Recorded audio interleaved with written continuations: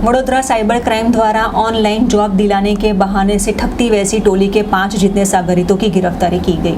Vadodara cyber crime द्वारा online part time job दिलाने के बहाने से लोगों को शिकार बनाकर ठगती टोली के 5 जितने सागरितों को धर पकड़ा गया है। अहमदाबाद और दिल्ली से 5 जितने ठगों की गिरफ्तारी की गई है। व्हाट्सएप और टेलीग्राम के जरिए टास्क दिया जाता था। वडोदरा के भी एक शख्स के साथ 10 लाख रुपए की ठगाई होने के बीच वडोदरा साइबर क्राइम सेल में इसकी शिकायत दर्ज करवाई गई थी, जहां अपराधियों के बैंक अकाउंट सिर्फ 3 ही दिन में करीबन 1,84,00,000 का ट्रांजैक्शन दर्शाया गया है।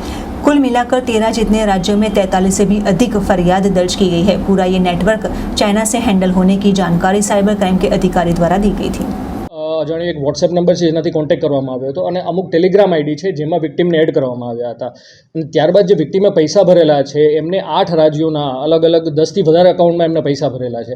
એમાંનું એક અકાઉન્ટ છે યુડી ગાર્મેન્ટ્સ કરીને જે અમદાવાદમાં ખોલાવવામાં આવેલું હતું। એટલે પ્રથમ અમે એ અકાઉન્ટની તપાસ કરેલી હતી। આ ઉપરાંત જે ટેલિગ્રામ આઈડી છે એમના જે આઈપીની અમે ડિટેલ્સ મંગાવી હતી તો એ ટેલિગ્રામ આઈડી થાઇલેન્ડમાંથી ઓપરેટ થતી હતી। એટલે જેમાંથી એનો કોન્ટેક્ટ કરવામાં આવ્યો છે એ થાઇલેન્ડમાંથી કરવામાં આવતો અને જે વેબસાઇટ ઉપર એમને આ બધું પૈસા ભરવા માટે જણાવવામાં આવ્યું હતું એ ચાઇનાથી ક્રિએટ કરવામાં આવી છે। એટલે ફર્સ્ટ અમે આ અકાઉન્ટની તપાસ કરી યુડી ગાર્મેન્ટ્સ, તો એમના જે અકાઉન્ટ હોલ્ડર છે જે અમારા એક આરોપી છે જેમને પકડેલા છે ઉત્પલ ધોલાઈની અમે ધરપકડ કરી હતી। એની તપાસમાં એવું જાણવામાં આવ્યું કે એમને આ અકાઉન્ટ છે આગળ દીપેશ પટેલ નામની વ્યક્તિને આપેલી હતી અને એમને એ લાલચ આપવામાં આવી હતી કે એ આખા અકાઉન્ટમાં જેટલું ટર્નઓવર થાય એના 1% લેખે રૂપિયા એમને મળશે। એટલે આ અકાઉન્ટમાં 3 દિવસમાં 1.85 કરોડના ટ્રાન્ઝેક્શન થયા હતા અને એનસીસીઆરપી પોર્ટલમાં આ અકાઉન્ટની વિરુદ્ધમાં 13 રાજ્યોમાં 43થી વધારે એપ્લિકેશન થયેલી છે ફ્રોડની। એટલે ત્યારબાદ અમે જે દીપેશ પટેલની ધરપકડ કરી હતી એમને આ 1.5% કમિશનમાં આગળ એક જે આરોપી છે મિતેશ પટેલ એમને આપેલું હતું। મિતેશ પટેલ અત્યારે ફરીદાબાદમાં રહે છે। એમને એ જે અમદાવાદ છે આ અકાઉન્ટ અલગ અલગ લોકો પાસેથી ગેધર કરીને અન્ય લોકોને આપતો હોય છે। એટલે પહેલાં અમે આ 3 લોકોની ધરપકડ કરી હતી અને એમની બાદ અમારી પીઆઈ સિદ્દીકીની આગેવાનીમાં એક ટીમ અમે દિલ્હી રવાના કરી હતી, જ્યાંથી અન્ય 2 આરોપી છે સૌરભ જામુલકર અને એક રામ પંડવા સાહુ આ બંનેની ધરપકડ કરી હતી। એમનો રોલ એવો છે કે જે રામ સાહુ અને આ 5 લોકો આ બધા ટેલિગ્રામમાં એકબીજા સાથે ઇન્ટ્રોડ્યુસ થયેલા હતા।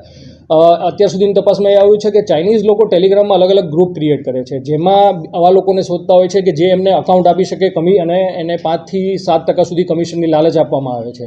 એટલે જે સૌરભ છે એ પોતે ચેન્નઈમાં એક વ્યક્તિને મળેલો હતો અને ત્યાંથી અત્યારે ફરીદાબાદ અકાઉન્ટ લેવા આવતો હતો અને આગળની લિંક જે છે જેમ કે મિતેશ ગુજરાત અને અન્ય પાર્ટમાંથી આવા અકાઉન્ટ ખોલાવીને એ આગળ ચેન્નઈ પ્રોવાઈડ કરતો હતો અને આ બધા જે અકાઉન્ટ હોલ્ડર છે એમની પાસેથી યુઝર આઈડી અને પાસવર્ડ લઈ લેવામાં આવે છે અને આ પાસવર્ડ યુઝર આઈડીનો ઉપયોગ કરીને આ અકાઉન્ટમાં ટ્રાન્ઝેક્શન કરવામાં આવતા હોય છે અને ફ્રોડના રૂપિયા જમા કરવામાં આવતા હોય છે।